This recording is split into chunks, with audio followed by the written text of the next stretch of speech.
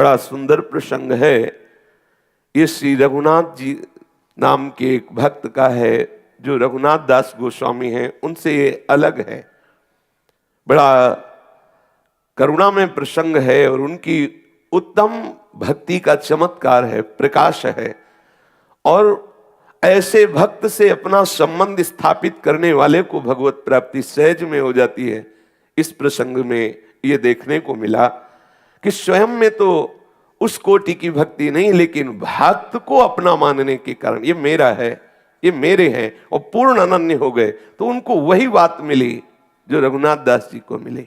ये रघुनाथ जी भगवान के बड़े अनुरागी महापुरुषों में आए हैं, पर ये वो दूसरे रघुनाथ जी हैं जो महाप्रभु चैतन्य देव की कृपा पात्र राधा कुंड में जिन्होंने भगवत आराधना करके प्रियालाल का साक्षात्कार किया, वो रघुनाथ दास जी गोस्वामी दूसरे हैं। ये महापात्र रघुनाथ की चर्चा है।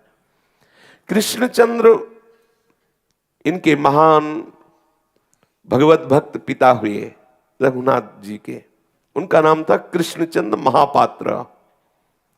ये धनी मानी थे, खूब वैभव था, और ये सदैव संतों की सेवा करते रहते थे। प्रायः ये देखा गया कि जहां जिन घरों में संत महात्माओं का आवागमन या संतों की शरणागति है, उनके यहाँ भक्ति का प्रकाश निश्चित होता है, कोई न कोई महाभागवत प्रकट होता है। क्योंकि जहां संत चरणामृत, जहां संत जन प्रसाद पाते हैं, जहां संत जन बैठ करके जप करते हैं, नाम कीर्तन करते हैं, निश्चित वो घर घर नहीं रहता, वो तीर्थ हो जाता है।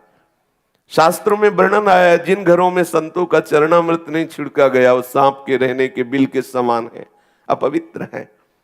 जहां तीर्थपाद भगवान का सदैव स्मरण करने वाले महात्माओं का सुंदर सुंदर नाम कीर्तन, सुंदर सुंदर नाम कथा और भक्तों की जीवन चरित्र आदि का गान संतों के मुख से नहीं हुआ, वो स्थान मरुभूमि के समान है। जहां संत जन आए, जहां भगवत कीर्तन किया, भगवत चर्चा की, प्रसाद पाया, चरणामृत उनका उतारा गया, आदर हुआ, निश्चित चमत्कार वहां हुआ। कोई न कोई महाभागवत उनके घरों में प्रकट हुआ, या किसी न किसी घर के सदस्य के हृदय में भक्ति का प्रादुर्भाव हुआ, पूरे कुल को तार दिया, ऐसा पाया गया। ये कृष्णचंद्र जी महाभाग्यवान हुए, क्योंकि इनके ऐसा महान महिमा में रघुनाथ नाम का पुत्र जो भगवत अनुराग से युक्त हुआ। बड़ा सौभाग्य है जिनके घरों में भगवत भक्ति होती है या भगवत आराधना से युक्त कोई संतान होती है। ये सदैव संतों का खूब स्वागत करते, इनके घर में आनंद ध्वनि मची ही रहती। संत बड़े करुणामय हैं, जहां जाते हैं खूब भगवत चर्चा करना इनका स्वभाव होता है, नाम कीर्तन तो इनका व्यसन होता है।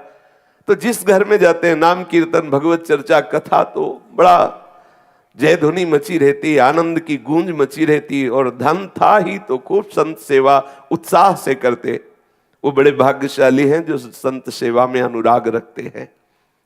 निर्दोष दृष्टि करके यदि संतों की आराधना की जाए तो बहुत शीघ्र संतों से दुलार करने वाले हरि उसके अधीन हो जाते हैं। कैसी कैसी विचित्र लीलाएं। कुम्हार कुल में जन्म हुआ है और स्वयं सिया राम उनके सेवक बन के गए। अभी पीछे चरित्र में सुना, आप विचार कीजिए। बड़े बड़े महापुरुष जन जिनका ध्यान धरते रहते, वो प्रभु स्वयं जानकी जी के साथ एक साधारण वेश में सेवक बन के जा रहे। किस भाव से? कुबा जी की संत भक्ति देखकर, वैष्णव भक्ति देख करके ही ऐसी महामहिमामयी स्थिति कुबा जी के हृदय में प्रकट हुई। जिनके घरों में संत के प्रति आदर निश्चित निश्चित परिणामता महामंगल मूड में भक्ति उस घर में जरूर होगी। जरूर किसी न किसी के हृदय में ऐसा भक्ति का प्रकाश होगा कि उनके पितर मंगल मोद मनाते हुए भगवत धाम की यात्रा करेंगे। भगवान की कृपा से श्री कृष्णचंद्र महापात्रा के यहाँ रघुनाथ नामक एक बालक का प्रादुर्भाव हुआ। रघुनाथ का स्वभाव बच्चापन से ही बहुत गंभीर रहना, सुशील, नम्र और संतों के समीप बैठना, और संत जनों में एक भागवती कैसी प्रेरणा रहती कि वो किसी से भी, आप भजन करते भजन किया करो, आप नाम जप किया करो, आप पाठ किया करो, थोड़ा समय ध्यान किया, वो जरूर उनका स्वभाव है। उनके हृदय में ऐसी उदार वृत्ति बनी ही रहती, वो सबको प्रेरित कर, एक ही माला कर लिया करो, 5 मिनट ही नाम की, किसी तरह ये जीव प्रभु से जुड़े, इसका मंगल हो जाए। अभी छोटे बालक ही हैं रघुनाथ जी, और संतों के मुख से सुन करके भगवान नाम जपना चाहिए, जीवन का उद्देश्य है भगवत प्राप्ति आदि आदि। ये जब सुनते तो उनके हृदय में, निर्मल हृदय में एक संस्कार बैठ गया, मुझे नाम निरंतर जपना है और मुझे भगवान जी से मिलना है। जैसे एक दिन एकांतिक में छोटी बच्ची कह रही थी, हमें श्री जी से मिलना है। कैसे हैं श्री जी, कैसे मिलेंगे श्री जी? अगर ये बात आ रही है तो महामोद की बात है, निर्मल हृदय में ये बात आ रही, निश्चित हृदय में भक्ति का विकास होगा, निश्चित भगवत प्राप्ति की आगे चलकर ऐसी प्रबल लालसा होगी कि समस्त भोगों से विरक्त होकर ठाकुर जी प्रिया जी के प्रति तड़पण प्रारंभ हो जाएगी। बाल्यावस्था में जो संस्कार दिए जाते बहुत जीवन में वो हानिकारक या लाभकारक होते हैं।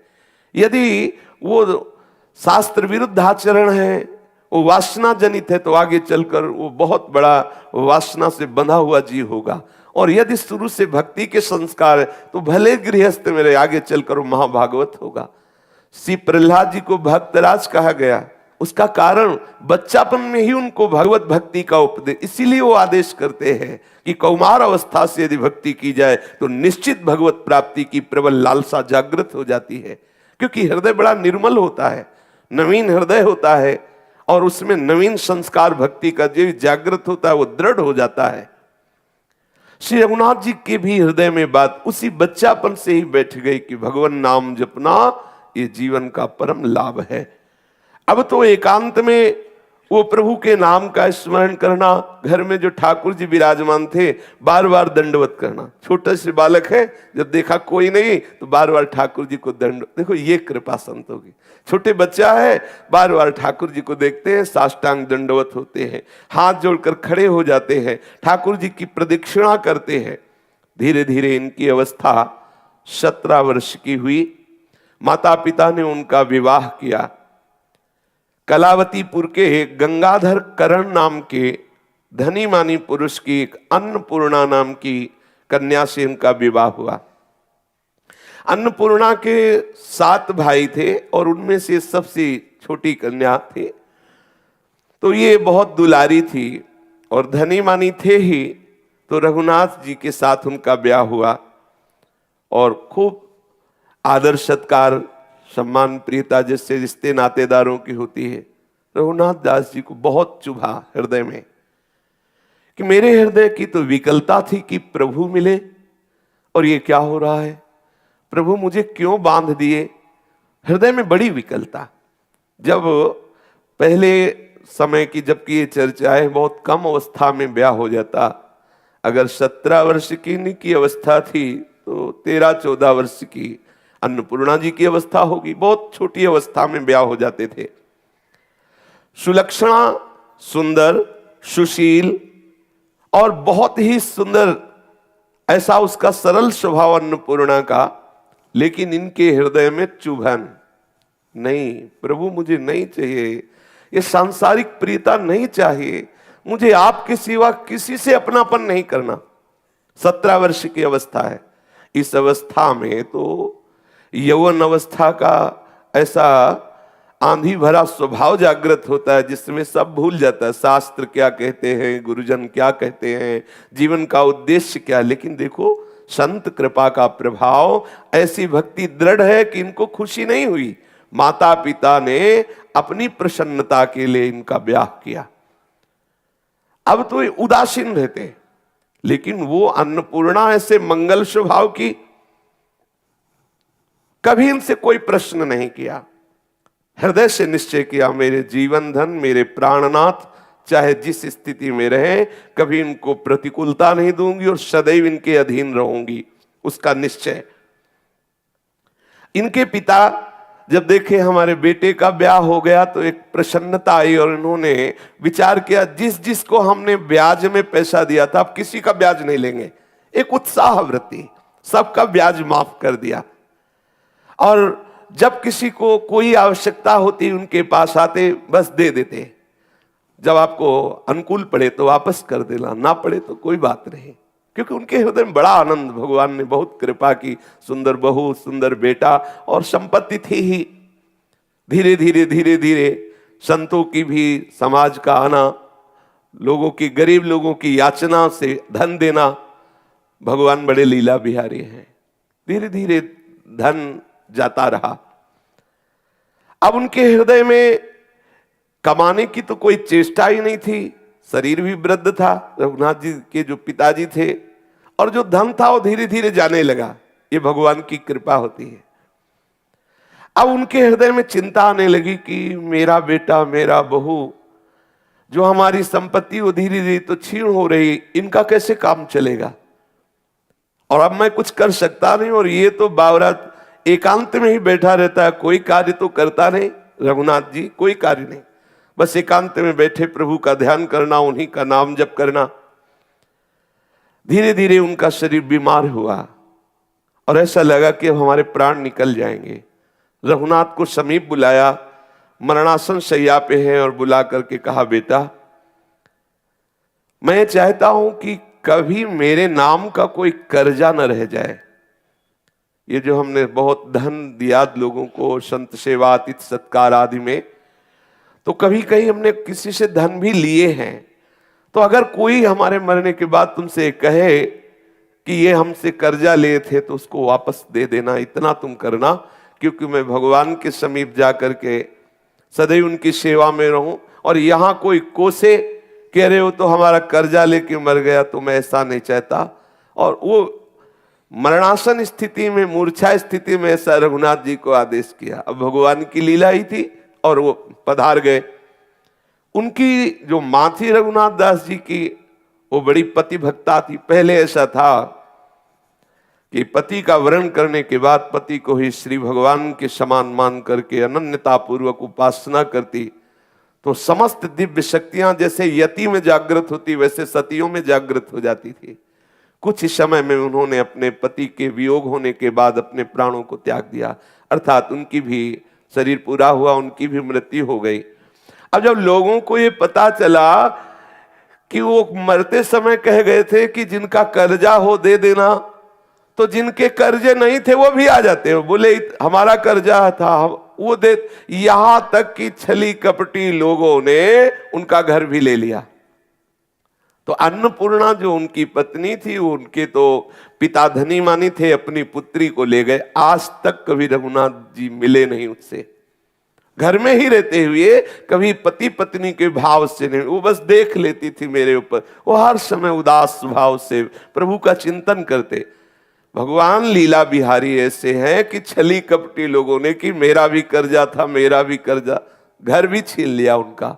बहू तो चली गई अपने मायके, वो 7 भाई थे तो लिवा गए, यद्यपि वो जाना नहीं चाहती थी, फिर भी लिवा गए। अब रघुनाथ दास जी अकेले हो गए। रघुनाथ जी अब तो जहां कोई उन्हें भोजन दे देता, अब उनको कोई चिंता नहीं, बस निरंतर नाम जप करना और भगवत चिंतन में मगन रहना। और ये सिद्धांत हृदय में उतर गया, जाहि विधि राखे राम ताहि विधि रहिए, जोई जोई प्यारो करे सोई मोहि भावे। जैसे प्रभु मुझे रखे, कोई शिकवा शिकायत नहीं। ये देखो कृपा, ये कृपा है। कृपा भगवान कहते जिस पर मैं कृपा करता हूं उसके सारे राग नष्ट कर देता हूं। खत्म। माता पिता अंतर ध्यान हो गए, संपत्ति जो थी वो कुछ बट गई, कुछ छिन गई। आप और पत्नी को ले गए परिवार के जन, उसके मायके वाले, आप अकेले। अब जब कोई भोजन दे देता पा लेते, नहीं तो खूब नाम जप करते, भगवान नाम चिंतन में डूबे रहते। अब जो भगवत मार्ग के पथिक होते हैं, उनके हृदय को प्रभु कैसे आकर्षण। अब इनके मन में आया कि यहां गलियों में भटकने से क्या है, प्रभु के किसी धाम का हम आश्रय लें। विचार किया नजदीक कौन धाम पड़ता है, तो कलावती से नजदीक पड़ते थे जगन्नाथपुरी। विचार किया मैं जगन्नाथपुरी जाऊं, वही ठाकुर जी की जूठन पाऊं और अपना जीवन व्यतीत करूं। ऐसी भावना से वो भगवान नाम जप करते हुए भाव में भर करके पुरी के लिए चले, नीलाचलपुरी श्री जगन्नाथ धाम। और वहां जाकर के मंदिर में साष्टांग दंडवत किया और बस दरवाजे के में जो भिक्षुक जन खड़े रहते थे, वहां जो उनको मिल जाता उसी से उदर पोषण करते। ऐसा ही कुछ चरित्र श्री पूज्य रघुनाथ दास गोस्वामी का भी आया है कि वो भी वहीं सिंहपौर पर खड़े हो जाते, जो मिल जाता उसी से उदर पोषण। कुछ दिन बाद उसका भी त्याग कर दिया। अब प्रभु से खड़े खड़े दरवाजे पे प्रार्थना करते, प्रभु मैं अनाथ हूं, ना मेरे माता है ना पिता है, और ना मेरे कोई भाई है, ना कोई मेरा मित्र है जीवन में, और ना मैंने आज तक किसी को अपना माना है। प्रभु आप मेरे हो, स्वीकार कर लो। हे प्रभु आप मेरे हो, मैं आपका हूं, ये स्वीकार कर लो। बहुत अंदर से विकल हुए सिंहपौर में, वहीं जब मंदिर बंद हुआ तो सो गए। तो ठाकुर जी ने स्वप्न में उनसे आकर के कहा कि मैंने स्वीकार किया, तू मेरा है। अब तो बहुत आनंद, जब जागे तो बहुत, क्योंकि हमारी प्रार्थना स्वीकृत हो गई। ठाकुर जी ने स्वप्न में कहा कि तुम जिस भाव से मुझे स्वीकार करो, मैंने तुम्हें स्वीकार कर लिया। अब तुम आज से अपने को अनाथ मत मानना, मैं तुम्हारा हूं और तुम हमारे हो। अब तो उनको बड़ा आनंद आने लगा। बड़े भाव से जगन्नाथ जी के दर्शन करते रहते, और वहीं सिंहपौर में जो कुछ भिक्षुकों के साथ उनको मिल जाता उसी से उदर पोषण करते। फटा पुराना वस्त्र अपने शरीर में डाले। अब तो किसी की कोई चिंता नहीं, कोई अब अंदर से कोई आकांक्षा नहीं, कोई संबंधी नहीं। दृढ़ भावना ऐसी भाव में भर करके विश्वास पूर्वक कातर भाव से प्रभु को पुकारते रहते, प्रभु का नाम कीर्तन करते रहते। प्रभु के कृपा प्रसाद से उनके हृदय में एकमात्र भगवत भक्ति रह गई, केवल भक्ति का ही पूर्ण राज्य हृदय में। अब जब ये कुछ जगन्नाथपुरी से यात्री जन गए, तो जो अन्नपूर्णा के पिता थे, माता थे और 7 भाई थे, वो धनी मानी थे और बहुत ही कठोर बुद्धि के थे। उन लोगों को जब ये कुछ लोगों ने बताया कि जगन्नाथपुरी में हमने देखा कि तुम्हारे जो जामाता है ना, दामाद, फटे पुराने कपड़े पहने वहां भीख मांगते हैं, वहीं दरवाजे में देखा जगन्नाथ जी के। तो आपस में अन्नपूर्णा के माता पिता ने विचार किया कि हम अपनी पुत्री को क्यों जीवन भर ऐसे बैठा ले रहे हैं, वो तो भिखारी है, उसका सब कुछ नष्ट भी हो गया है, और हम तो धनी मानी है, हम दूसरा विवाह अपनी पुत्री का करते हैं। बिना उस अन्नपूर्णा से सलाह लिए उन्होंने उनका ब्याह तय किया वहां के राजमंत्री के पुत्र से। और वो जानता था कि इसका ब्याह हो गया, पर बहुत सुंदर सुशील स्वभाव की थी, और वो बहुत ही गंदे स्वभाव का था जो राजमंत्री का बेटा था। वो राजी हो गया ब्याह करने के लिए। अब पिता की ये बात जब अन्नपूर्णा के कान में पहुंची धीरे धीरे कि हमारा दूसरा विवाह हो रहा है राजमंत्री के लड़के से, अब तो वो बहुत कांप गई। उसने कहा ऐसे कैसे हो सकता है, ठीक है हमारे पति हमसे कभी बोले नहीं, ठीक है हमारे पति के पास धन नहीं रह गया, ठीक है हमारे पति भिक्षावृत्ति से जगन्नाथ जी के दरवाजे पर बैठे रहते, लेकिन है ना मेरे प्रीतम, है ना, जब है तो मैं दूसरे को कैसे स्वप्न में भी स्वीकार कर सकती हूं। ये निष्ठा।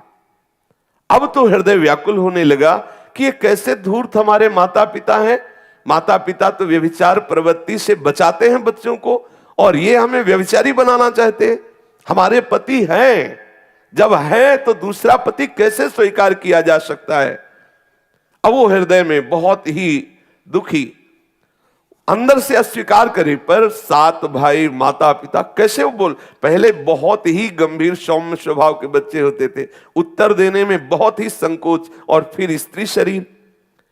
गंगाधर और मंत्री पुत्र दोनों ने ये दृढ़ निश्चय कर लिया कि अब विवाह पक्का, फाल्गुन शुक्ला पंचमी तिथि तय हो गई।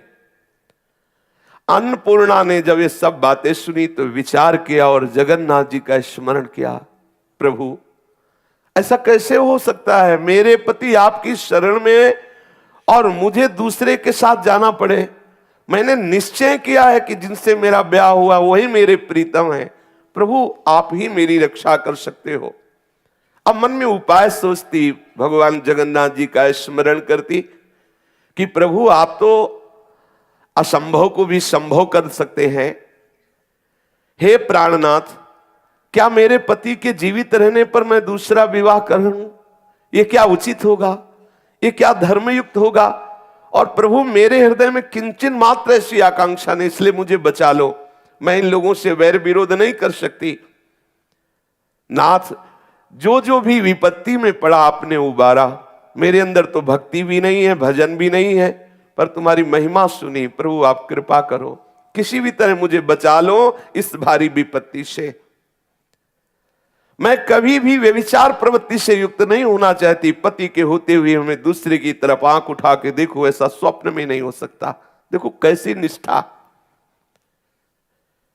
हे विपत्ति से उद्धार करने वाले, संसार समुद्र से पार करने वाले, हे करुणामय कृष्ण, हे जगन्नाथ, मुझ पर कृपा करो। अंदर ही अंदर वो प्रभु से प्रार्थना करने लगी। रात दिन बैठे बैठे घुटती। अब उसे खाना पीना अच्छा नहीं लगता, बोलना चलना अच्छा नहीं लगता। रातों जग करके जगन्नाथ जी को पुकारती रहती, कोई ऐसा उपाय कर दो जिससे मेरा ब्याह रुक जाए। एक दासी थी जो अन्नपूर्णा को मां की तरह दुलार किया था। धाय मां उसे कहते हैं, प्रकट करने वाली मां और उसकी सेवा करने वाली धाय मां। बड़े घरों में सेविका रूप से आजीवन दासी भाव से जो रहती थी, वो धाय मां के समीप गई और उसकी गोद में बैठकर कहा कि मां मुझे बचा लो।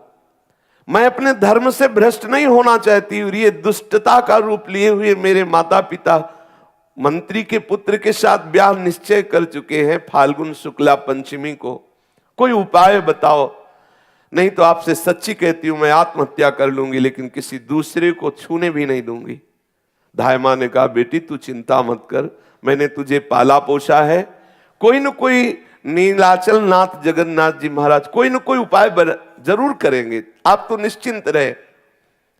दासी एक दिन विचार करते हुए निकली और मोहल्ले में पता लगाया। बहुत बड़ा नगर था कलावती।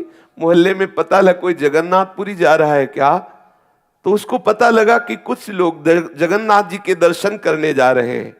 वो आई और अन्नपूर्णा से कहा कि बात बन गई, जगन्नाथ जी के दर्शन करने अपने ही मोहल्ले के कुछ भगत लोग जा रहे हैं।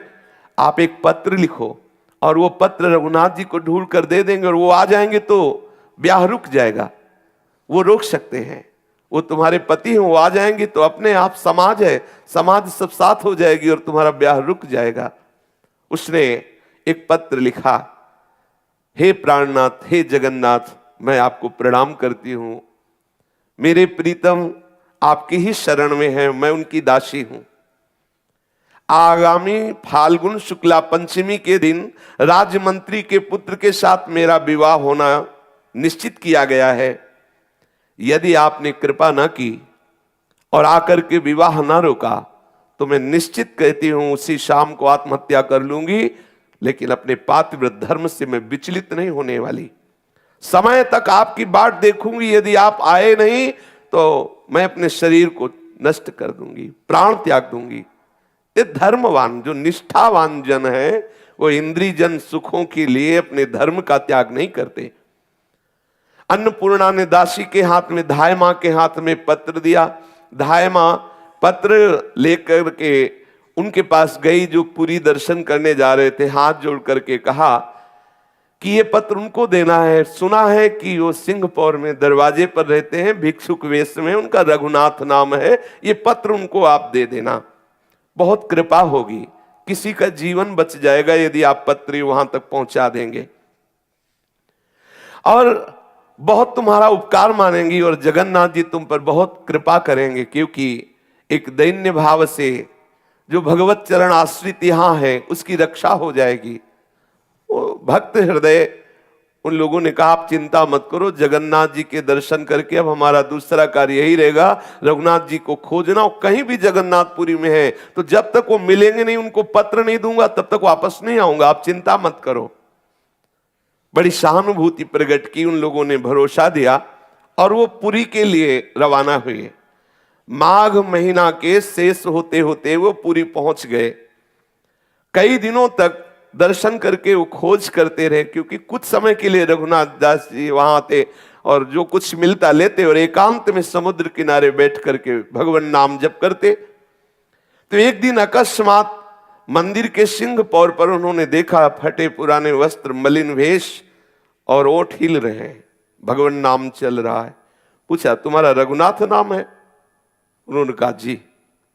तो उन्होंने कहा, ये तुम्हारे पत्नी ने पत्र दिया है। विचार किए कि जगन्नाथ जी के सिवा मेरा तो कोई है नहीं, पर अगर वो जगन्नाथ धाम में पत्र भेजा है तो जगन्नाथ जी के लिए ही है, इस भावना से ले लिया और पहले प्रभु को अर्पित किया। ऐसे देखो प्रभु, ये पत्र आया है। जैसे निमंत्रण से नरसिंह जी को आया तो पहले निमंत्रण ठाकुर जी के चरणों, आपके लिए आया। हम तो दास है, हमारा क्या। ठाकुर जी ने निमंत्रण में जो जो लिखा था वैसे ही पूरा भात भरा। वैसे ही उपासक को हर प्रसंग से शिक्षा लेनी चाहिए।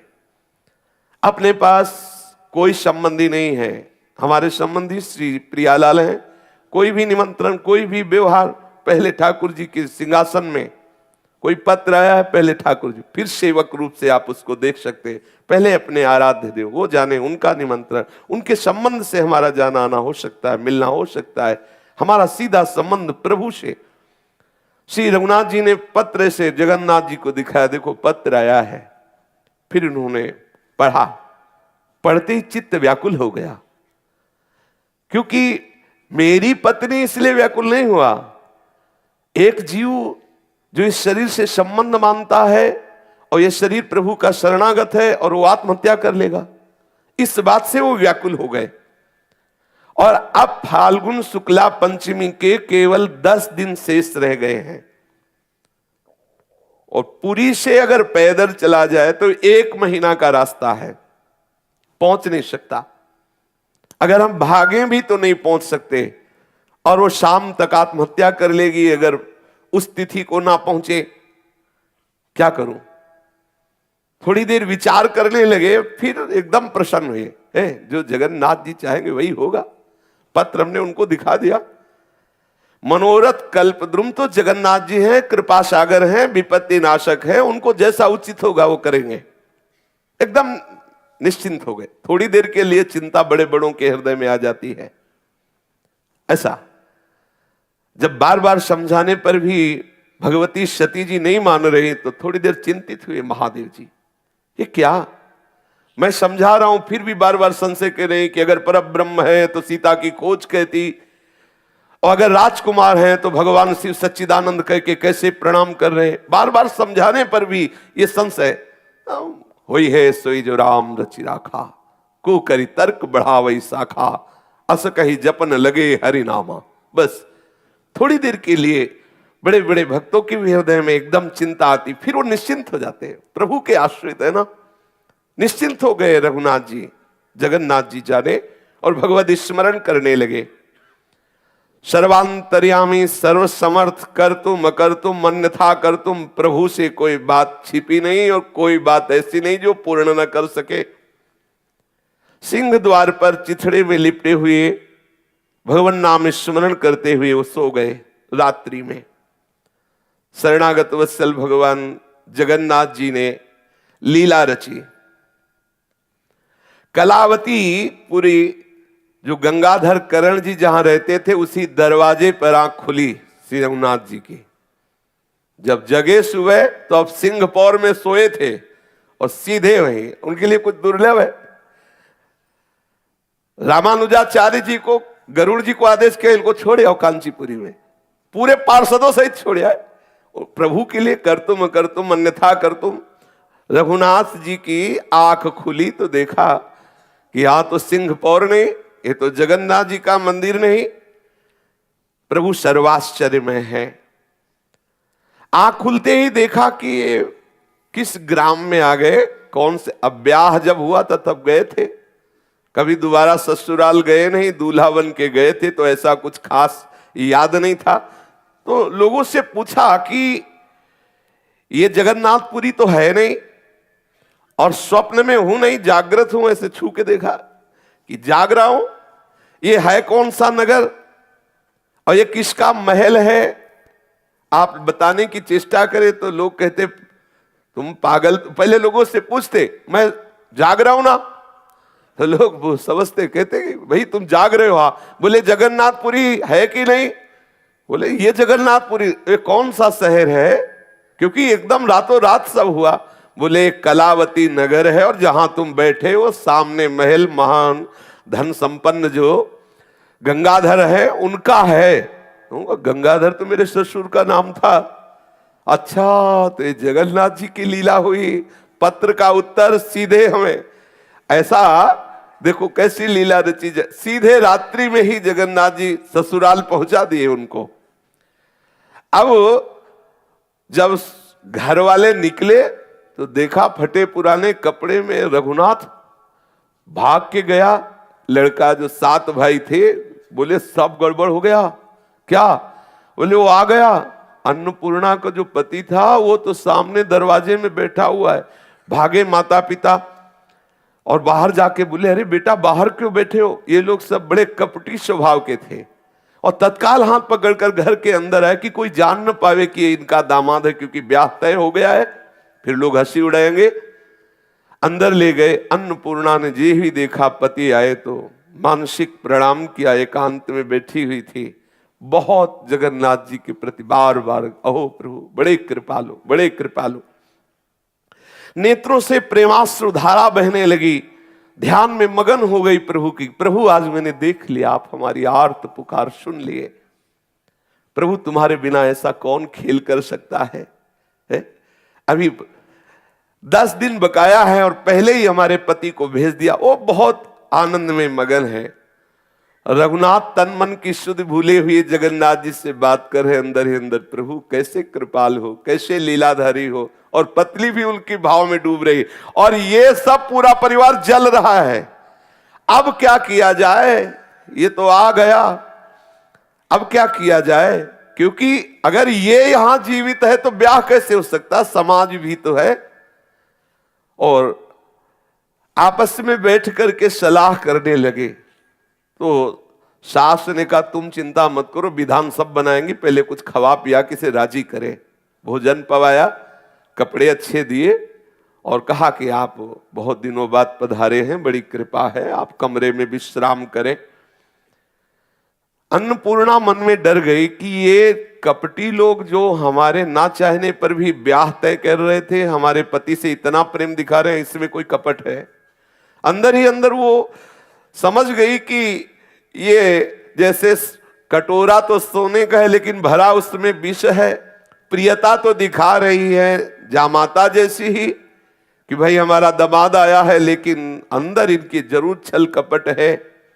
हृदय में वो विचार करें कि प्रभु हमें डर लग रहा है कि कोई न कोई ये विषम लीला न कर दे। अब जब वो सैया पर लेटे हुए हैं कमरे में, रघुनाथ जी धीरे धीरे पतिव्रता अन्नपूर्णा जी गई और उनके चरणों को स्पर्श किया, धीरे धीरे चरण दबाने लगी। और उनके मन में बहुत बातें आ रही कि मैं अपने पति से बोलूं, लेकिन एक भी शब्द ना बोल पाए। रघुनाथ जी देखा कि पत्नी चरण दबा रही, शांत गंभीर। उनके भी मन में आया कि मैं इसको ढांढस बनाऊं, लेकिन ना वो कुछ बोल पाए ना वो कुछ बोल पाए। अन्नपूर्णा के माता आई और बोली चलो चलो, देखो थके हुए आए, उनको सोने दो, तुम हटो।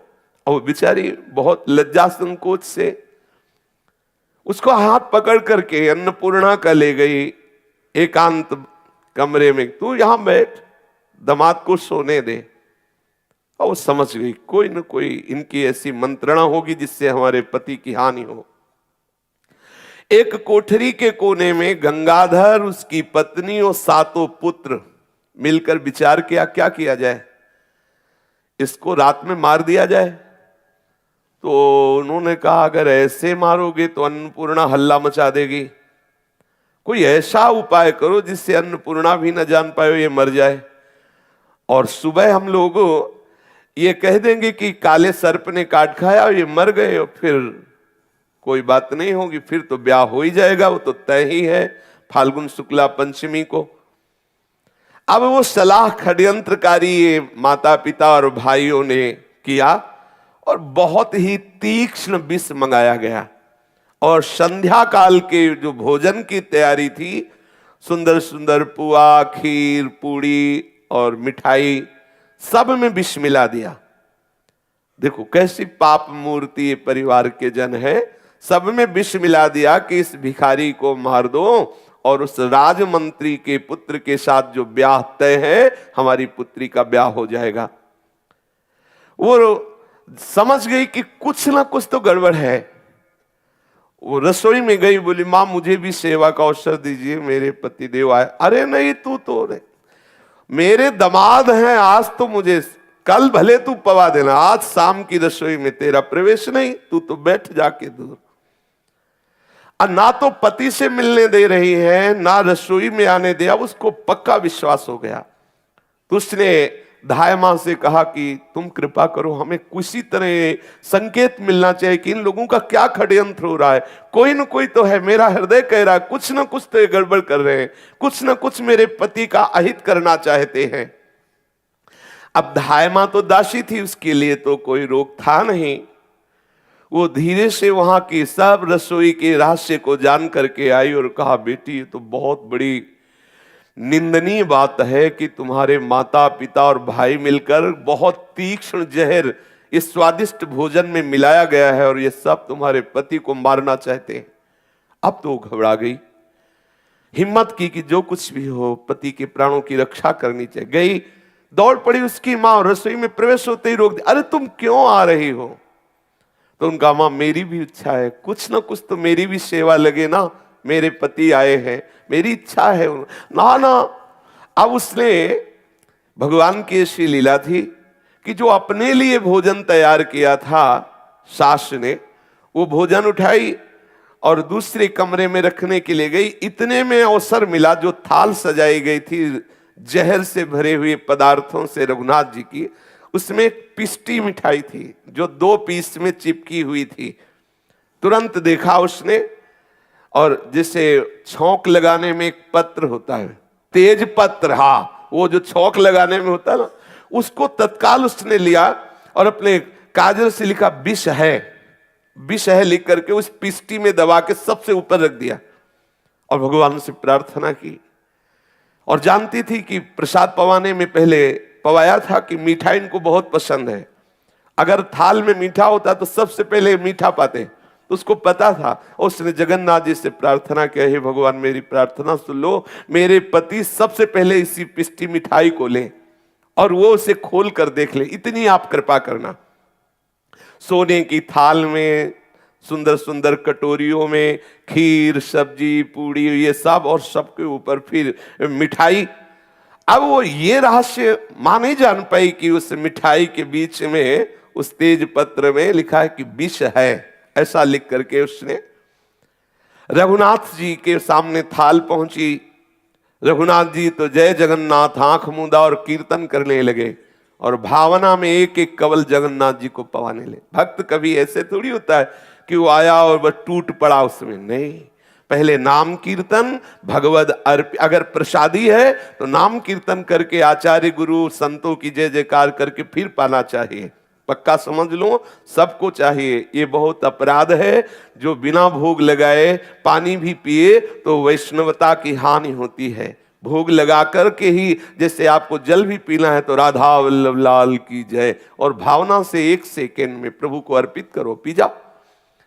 जो अगर भोग आया है, अगर वो प्रसादी नहीं है तो आप कुछ क्षण रुकिए, भावना में प्रभु को अर्पित कीजिए, 2-4 बार नाम कीर्तन कीजिए, आचार्य गुरु संतों की जय जयकार कीजिए, फिर प्रसाद पाइए। वो आपके हृदय में भगवत भक्ति का वर्धन करेगा। और यदि अमनिया पाएंगे तो आपकी भक्ति क्षीण हो जाएगी। बहुत मना किया है महापुरुषों ने कि अपराध है वैष्णव होकर दीक्षा लेकर अमनिया पाना, ये बहुत हानि की बात। फिर ये तो अनुरागी भक्त है, उस भोजन को एक एक कवल ध्यान के द्वारा भगवान जगन्नाथ जी को पवा रहे हैं। थोड़ी देर के बाद फिर आंख खोली और जय जगन्नाथ, और जे भी वो पिष्टी उठाई, सब पूरे परिवार के जन ताक रहे हैं कि अब तो बस पाएगा, थोड़ी देर में मर जाएगा। ऐसे पिष्टी खोली तो नजर बचा के ऐसे देखा कि विष है। खिड़की से पत्नी भी देख रही थी तो उन्होंने ऐसे देखा, पत्नी समझ गई कि देख लिया, बहुत प्रसन्न हुई, हट गई वहां से अब वो विचार करने लगे कि ये तो हमने जगन्नाथ जी को अर्पित कर दिया। जो वस्तु जगन्नाथ जी को अर्पित कर दिया, जब प्रभु को भोग लगा दिया, अपने लोग हो तो कह दे कोई साक्षात थोड़ी लगाया, तो भावना में लगा है, हम नहीं पाएंगे, जहर है इसमें। लेकिन निष्ठा, उन्होंने कहा जब हमने जगन्नाथ जी को पवा दिया, मेरे प्रभु ने पा लिया, तो फिर क्या, मरना तो एक बार है ही ना। हम प्रभु को अर्पित किए हुए प्रसाद को नहीं छोड़ सकते। प्रभु को तो लगा दिया भोगो, आप कहे कि इसमें जहर है, फिर ऐसा नहीं। जय जगन्नाथ पाना प्रारंभ किया।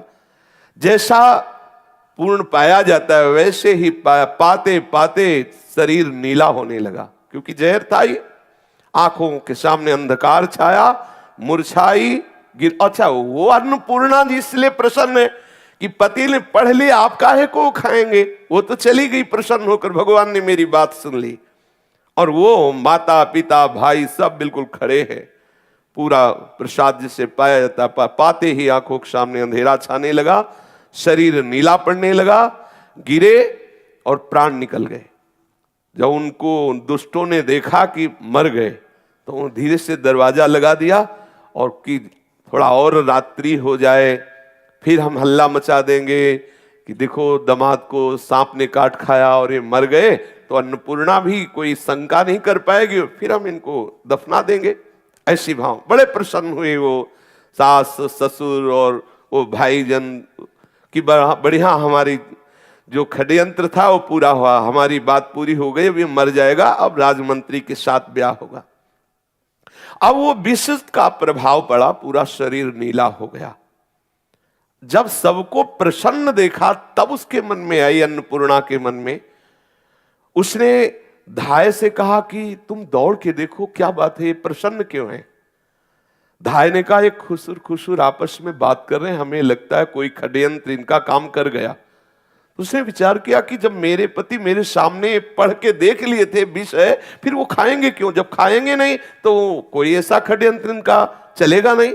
धाय से कहा तुम दौड़ के कमरे में झांक के देख के आओ।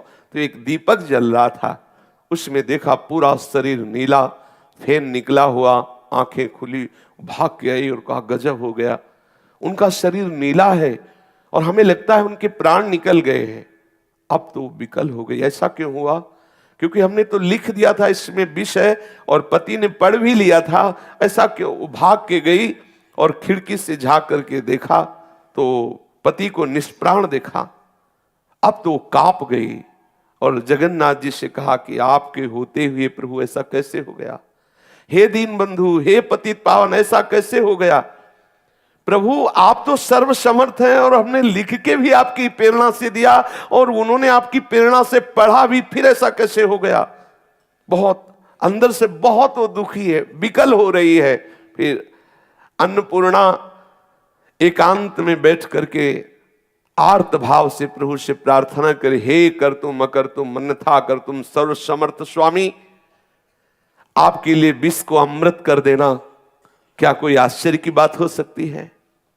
मेरे प्रीतम को बचा लो, हे प्राण प्यारे मेरे प्रीतम को। अब वो बार बार एकांत कमरे में बैठती, बार बार आती, हिम्मत नहीं पड़ रही कि अब करे तो क्या करे, क्योंकि देखती है कि पति पधार गए और ये दुष्ट जन आनंदित हो रहे हैं।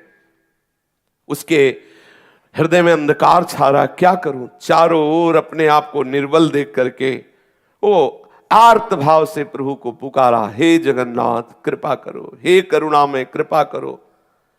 तो वर्णन आया है कि भेरी का शब्द 4 कोस तक जाता है और वज्र का भीषण जो गर्जना होती है वो 48 कोस जाती है। लेकिन भक्त की पुकार समस्त लोगों को भेद कर भगवान के हृदय तक पहुंचती है। आर्त भाव से जब इस देवी ने पुकार की तो अखिल विश्व के स्वामी श्री ठाकुर जी महाराज रुक नहीं सके, तत्काल देखा कि कमरा प्रकाशित हो गया।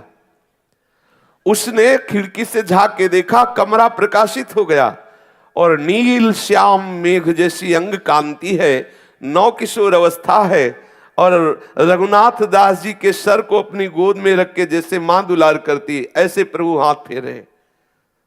प्रभु का स्पर्श होते ही रघुनाथ जी दास जी के शरीर में जैसे बिजली दौड़ पड़ी हो। कर तुम अकर तु है, सखाओं ने भी तो काली दह का जल पी करके, विषैला जल था, सबके प्राण निकल गए थे, सखाओं के और गौओं के, लेकिन ठाकुर जी की दृष्टि पड़ते ही सब पुनः स्वस्थ हो गए।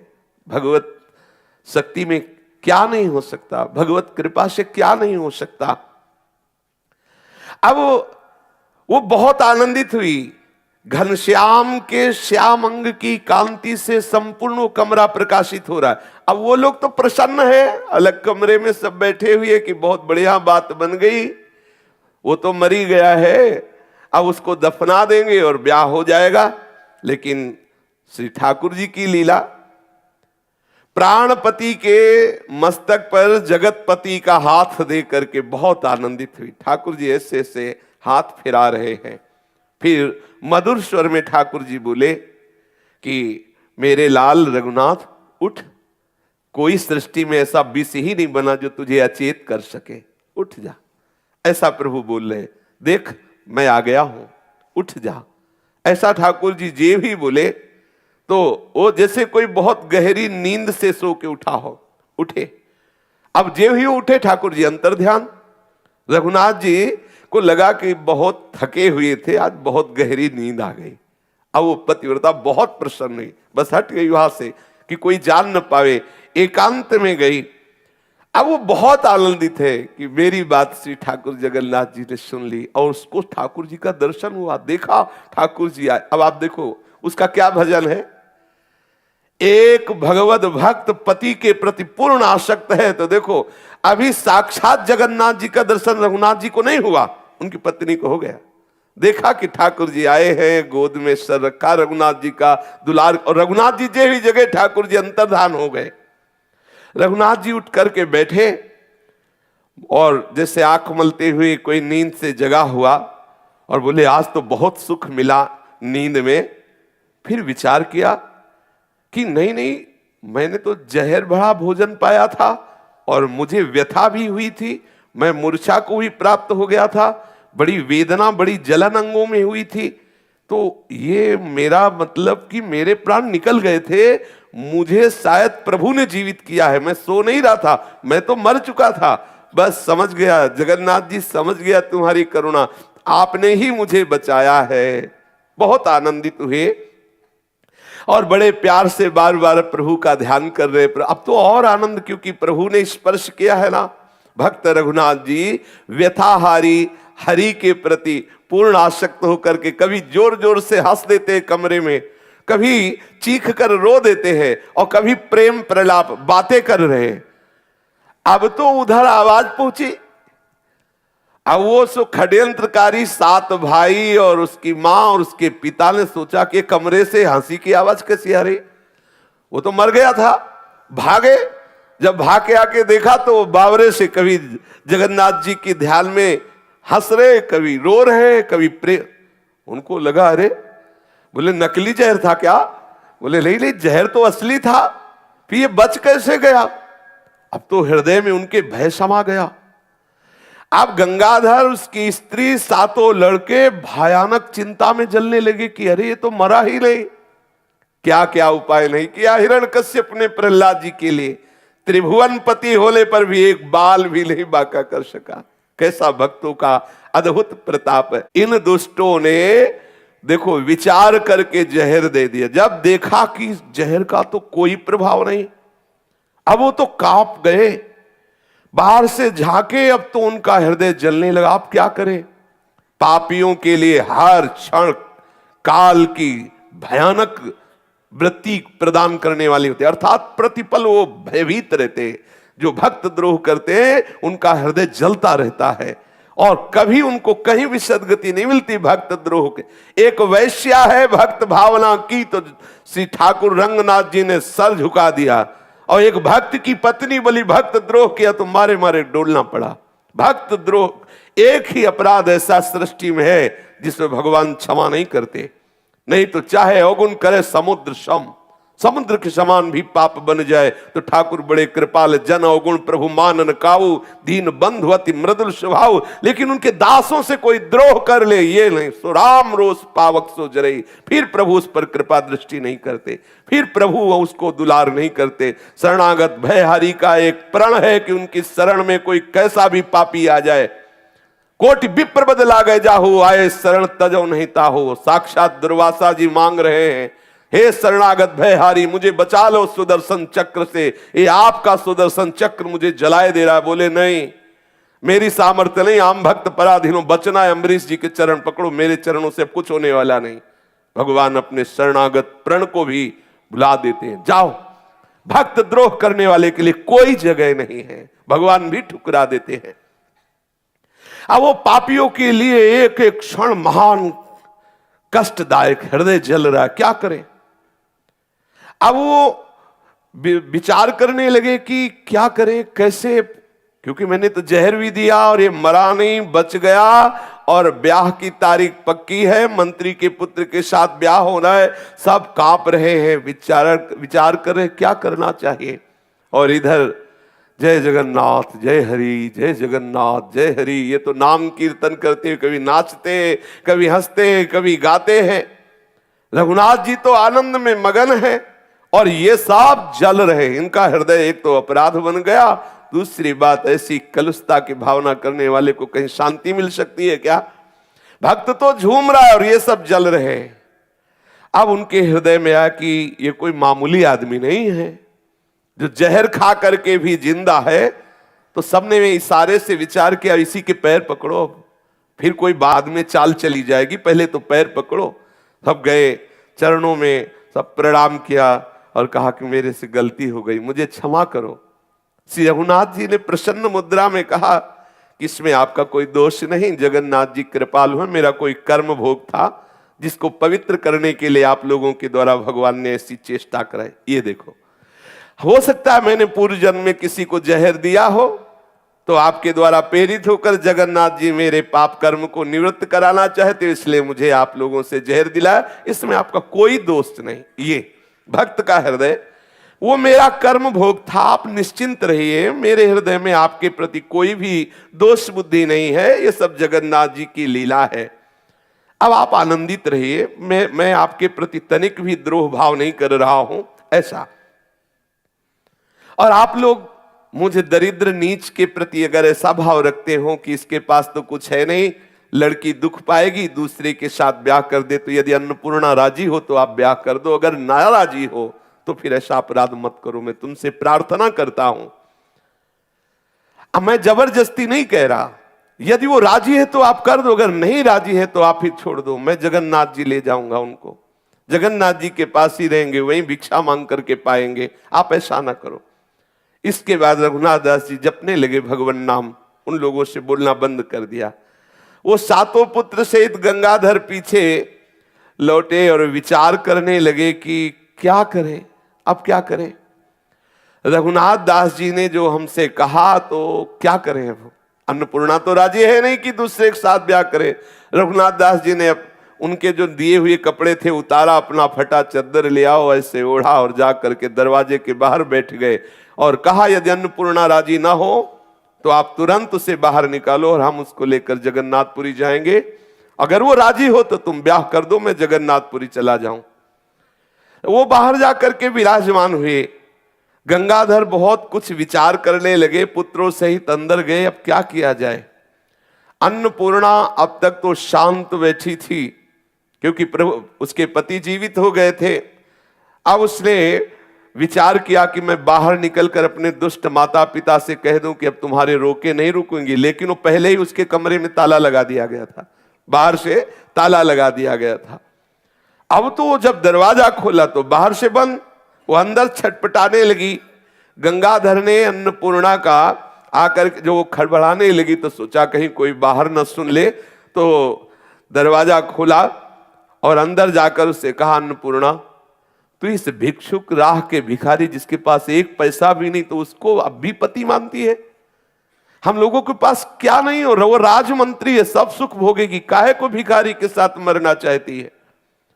उसके हृदय में मानो किसी ने छुरी मार दी हो। उसने कहा कि तुम लोग कितने अभागे हो जो अपनी पुत्री के धर्म का नाश करना चाहते हो। तुम पिता हो, तुम्हें संकोच नहीं आ रहा ऐसा बोलते हुए कि मेरा पति है और तुम दूसरे पुरुष के पास जाने के लिए कह रहे हो। अभी तक मैं क्षमा करती रही, ध्यान देना अगर मैं अपने स्वरूप में आ गई तो नष्ट कर दूंगी तुम्हें। क्योंकि सती में सामर्थ्य होती। द्रौपदी जी ने यही कहा था कि कोई सभा बता दे, यदि मैं निर्दोष हूं, मेरे पति निर्दोष हैं, तो मैं अपनी दृष्टि से सभा को भस्म कर सकती हूं। मैं केवल इसीलिए शांत हूं कि कहीं मेरे पति मेरे को हार तो नहीं गए, कहीं ऐसा ना हो कि मेरे पातिव्रत धर्म से अधर्म हो जाए। नहीं तो मेरे में इतनी सामर्थ्य, किसी से सहयोग मांगने की जरूरत नहीं, मैं पूरी सभा को भस्म कर सकता। कांप गई पूरी सभा का।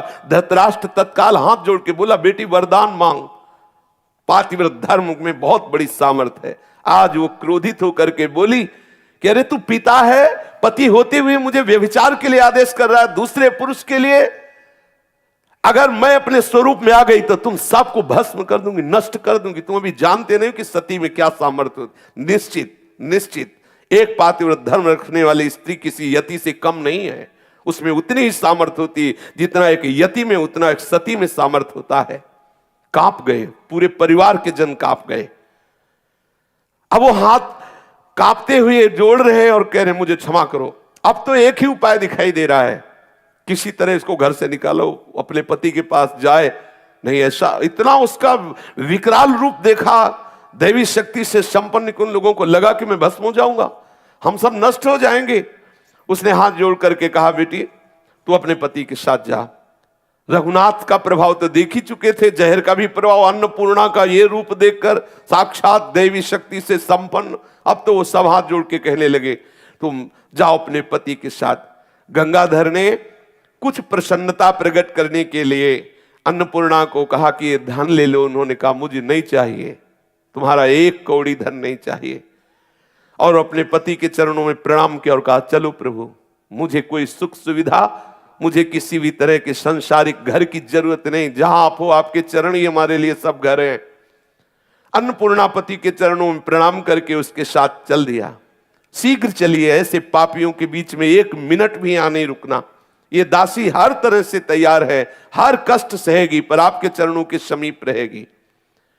अब गंगाधर अपने लड़कों के साथ वापस आ गए। वो जय जगन्नाथ बोल करके अपनी पत्नी के साथ जगन्नाथपुरी की तरफ चलने लगे। अब इन पापियों को अब भी चैन नहीं पड़ा। विचार किया कि क्या किया जाए, अब क्या किया जाए। तो हमारी बात सब रद्द हो गई। अन्नपूर्णा की मैया ने कहा एक बात है, मंत्री के लड़के को सूचना दे दो कि मैंने तो दिया लड़की तुम्हें अपनी, तुम छीनना चाहो तो छीन लो, मार डालो उसको, भिखारी को, और लड़की को ले जाओ। उसने तुरंत अपने पुत्रों को भेजा। पुत्र गए और मंत्री पुत्र से कहा कि ब्याह तो तुम्हारे साथ पक्का, हमने अपनी बहन दी, लेकिन वो एक भिखारी है, वो लिए जा रहा है तुम्हारी जो पत्नी बनने वाली थी, अगर तुम बचा सकते हो तो छीन लो और उसे मार दो। भगवान, ये बैर विरोध करने वाले भी किस मिट्टी से बने हैं, इनके हृदय में फिर भी शांति, लेकिन बेटी राजी जाने दो। लेकिन फिर अब तो वो दुष्ट था ही, गलत प्रवृत्ति वाला था, राजमंत्री पुत्र था। उसने तत्काल सैकड़ों घुड़सवारों को आदेश किया, अस्त्र शस्त्र से सुसज्जित हो जाओ, और एक घोड़े पर वो स्वयं सवार हुआ और चला। अब घुड़सवारों की चाल और पैदल की चाल, नगर के बाहर ही देखा कि वो आगे जा रहे हैं पत्नी को लिए हुए रघुनाथ जी।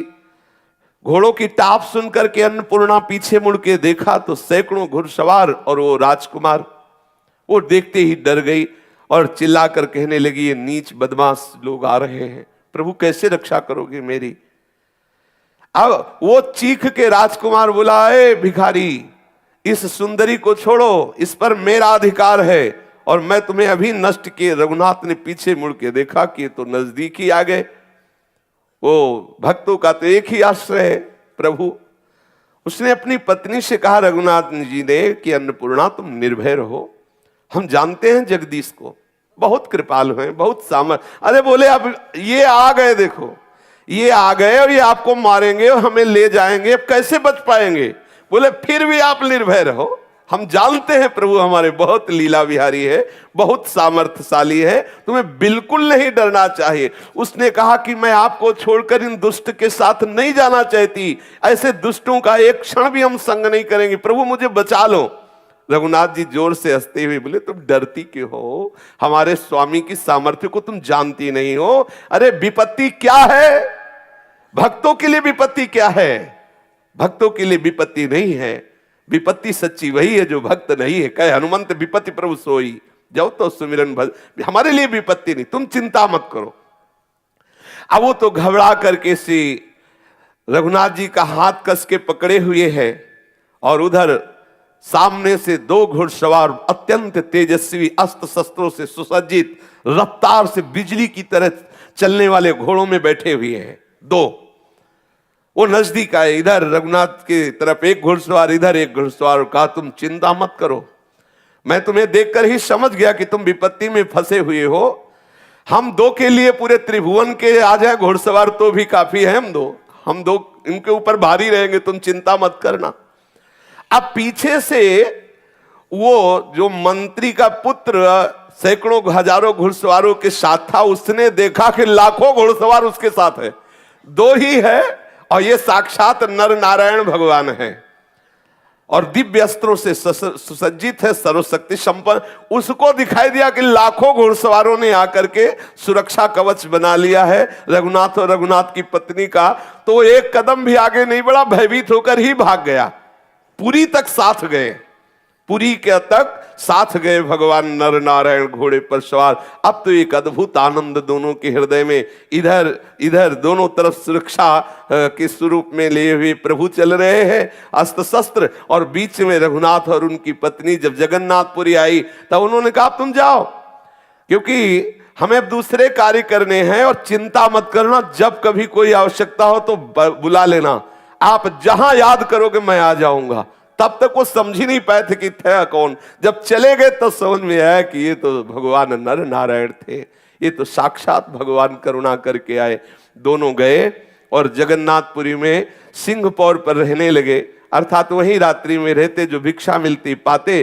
किसी धनी मानी ने जब परिचय जाना कि सब कुछ छोड़ करके ऐसे आए हुए, तो जगन्नाथ जी के मंदिर के दक्षिण की तरफ एक भवन खरीद दिया। दोनों पति पत्नी वहां रहने लगे और भगवान नाम कीर्तन करते हुए जीवन व्यतीत किया। शरीर पूरा हुआ और भगवत धाम को प्राप्त हुए।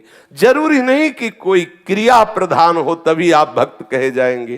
केवल प्रभु से अपनापन, केवल संबंध, और प्रभु के संबंध से भी श्रेष्ठ है प्रभु के जनों का संबंध।